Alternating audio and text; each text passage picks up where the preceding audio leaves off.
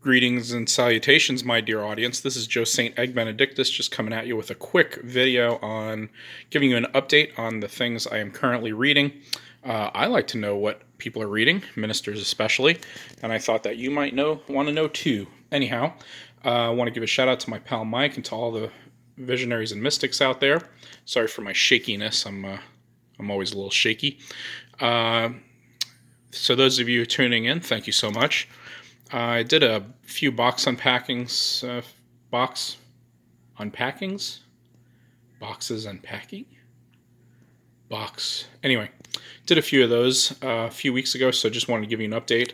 First of all, I have the sleeve, but I don't have the book because it's currently at work. Reading this, Between the World and Me by Ta-Nehisi Coates. It's an amazing read. I read about 80 pages in one night. I could not put it down. And I did put it down at work, so I don't have it with me. However, I do recommend that if you're interested in trying to figure out what it is like to live in the body of a person of color, I would check out this book. It's an accessible read, it's an easy read, but an important one, and I think everyone should at least check it out if they are interested in trying to experience what life might be like in a body of color.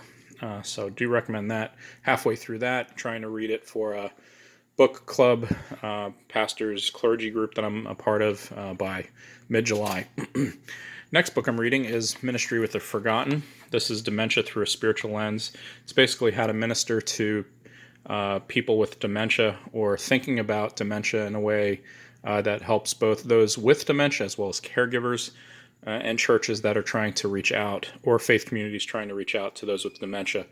I recommend this for faith leaders, clergy, caregivers, nurses, people working with those with dementia, or at least caregivers of dementia. It weaves together a personal witness of Kenneth Carter, the author's own journey with his wife who passed away from dementia, and his caregiving role with her, as well as the thinking about how to minister to families facing the disease of dementia. So I'm about halfway through that. You can probably see here. I have my bookmark and did some reading by the pool today. With that, I may be a third or a quarter of the way in, but it's a very moving book. I recommend that you get some a tissue box when you read it. It's quite sad. The next group of reading that I'm doing is actually for pleasure. It is the Dragonlance trilogy, Dragons of Autumn Twilight trilogy by Margaret Weiss and Tracy Hickman. Somebody was telling me about these books. I told somebody I was interested in figuring out some, building some narratives for Dungeons and Dragons storyline, and somebody said, well, read the Dragonlance books. They were created by people who were trying to create storylines for Dungeons and Dragons and RPGs. So, and I was interested in the market for them, so somebody let me borrow this beautiful box set, which is unavailable. Let me see if I can get the right kind of light. Anyway, which is currently unavailable, but I did order the books through my local bookstore so that I can own them, because this is, as you can see, it's pretty beat up, and I do not want to do any more damage to this used book, which is somebody else's treasure. However, I am reading it. They say I just started it, but it's really fun, and it really shifts away from this other very serious reading. So I usually read this at night when I want to turn my brain off, and it's a good book for that. Under this all is a manuscript. As you can see, it's on printed paper.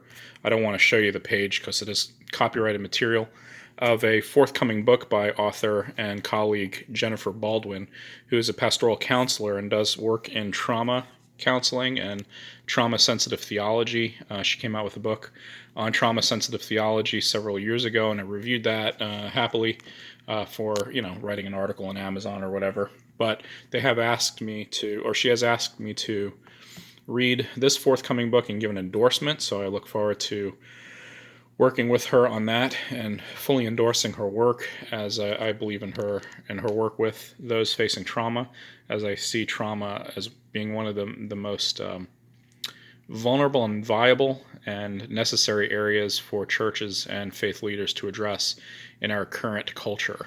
Trauma, everything from PTSD to displacement and grief, is something that affects all of us, and I believe a lot of what we face here in our own nation, due not only to the coronavirus, but also race relations, protests, riots, and looting, is really trauma, and something we need to address in a larger umbrella of grief counseling, grief care, and trauma-sensitive theology, as Dr. Baldwin says it. So I have to read this by August in order to do the endorsement.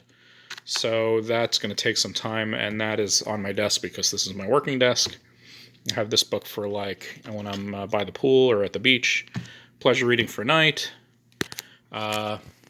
Between the World and Me for a book club, and just trying to survive by doing some reading. I haven't started Jesus and the Disinherited yet, but that's next in the queue. And then I have A Righteous Mind here waiting, since I'll be adjuncting a seminary class on political theology late August, so I have some time on this, and this is something I'll read either during the class or when we get closer. So anyhow, that's just a reading list. When I am reading through, it's pretty nerdy stuff.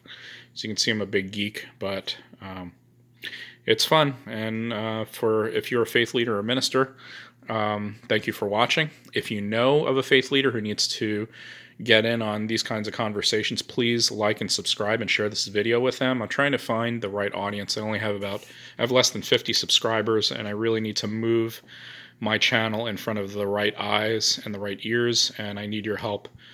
If you don't mind sharing this video with faith leaders, ministers, churches, you're a priest, pastor, imam, rabbi, whoever you can get this video in front of, and be sure to like and subscribe. So take it easy, have a good and safe 4th of July weekend, and happy Independence Day.